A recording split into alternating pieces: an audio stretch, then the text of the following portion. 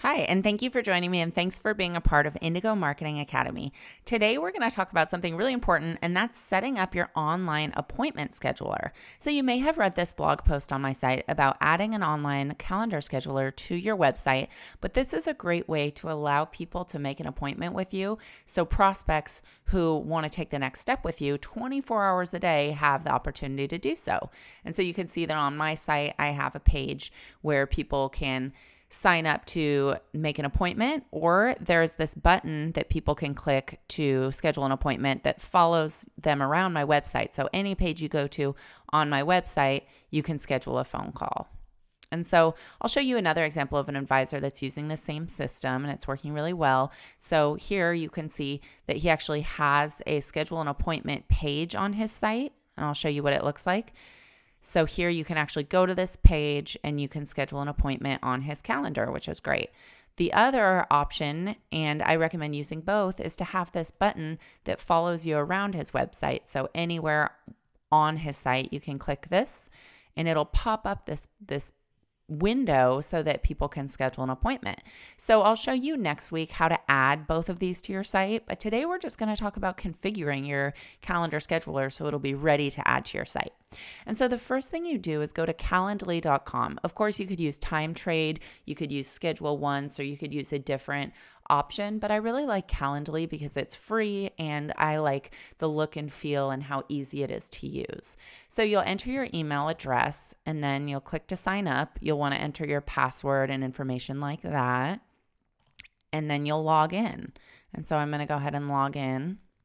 When you log in, it's going to take you to the dashboard, which will show any appointments if you have them and information about your account. And so to configure your Calendly account, what you're going to want to do is first you're going to want to create a URL that actually has your name in it. And so it should be calendly.com/your name or your business name. And then once you get that done, we're going to want to configure a couple of different event types. And so you can customize one of the default event types or you can create your own. And so I'll just show you how to create a new event type. And what we're going to do is do a one-on-one appointment because most of your phone calls are going to be one-on-one. And then we're going to call this Get Started. And then the location, we're going to only display it after confirmation because it's not an in-person meeting. Most of these are just going to be phone calls. And then here's the link. It's going to be calendly.com/Claire Akin, get started now. And you can change the event color, but I'm just going to leave it in the default color for now. And then click next. From here, I'm going to have it be a 15-minute meeting, and so I'll change the event duration to 15 minutes. And the date range is how far into the future people can schedule appointments for this. So I'll change this to maybe only 30 days into the future in case I decide I want to take a vacation 30 days out. And so set your time zone. Your invitees will see availability in their local time zone, but we'll need to know what time zone you're in. And then we'll set your availability. And so you could do this by, syncing this to your calendar, but we're going to create your overall availability, basically your business hours or the amount of time that you're available for phone calls. And so you could just click and set 9 to 5. And that's the default here. But say on Mondays, I only want to work till 3 o'clock. I'm going to change this to 3 p.m. on Mondays. And I'm going to apply this to all Mondays. And then maybe today I'm going to, leave the office at 2 o'clock. I could change this to 2 o'clock and apply only to today. And then from here, you could, change all of your Mondays to being unavailable. And you could apply that to all Mondays or only to one day. So if I'm going on vacation next Monday, which I am because it's President's Day, I'm going to make myself unavailable. And then we will click next. And so this is just how to customize your overall availability. But of course, once you sync your calendar to your Outlook or to your regular calendar, if you have an appointment at 1 o'clock, it will show you as busy. So this is just setting your overall availability, and then it will sync and integrate with your calendar to show the actual times each day that you're busy. So this is Get Started Now. People can book it 15 minutes, 30 days into the future. And these are some important options that you're going to want to customize here. So you're going to want to go to invitee questions and you're going to want to put full name and email address as required, and also the phone number. And this is how you know which number to dial when it's actually the appointment time. So put in phone number and require this, and then one line is fine, and then apply. And so now people, when they schedule an appointment, will put in their name, their email address, and their phone number.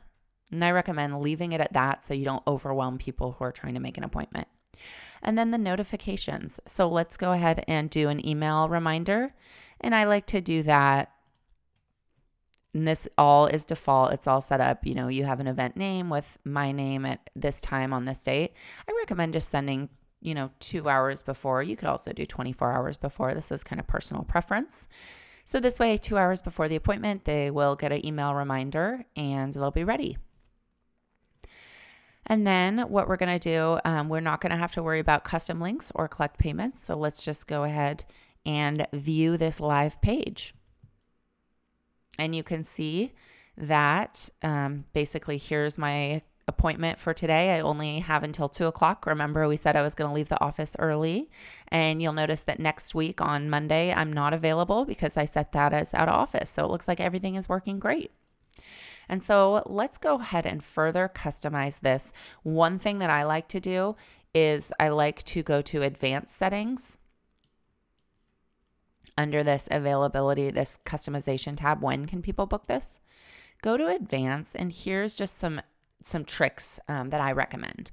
So you can show your availability increments in 15 minutes, but say I only want to have a phone call every 30 minutes. I'm going to change that to 30 minutes so that I don't have back-to-back 15-minute phone calls.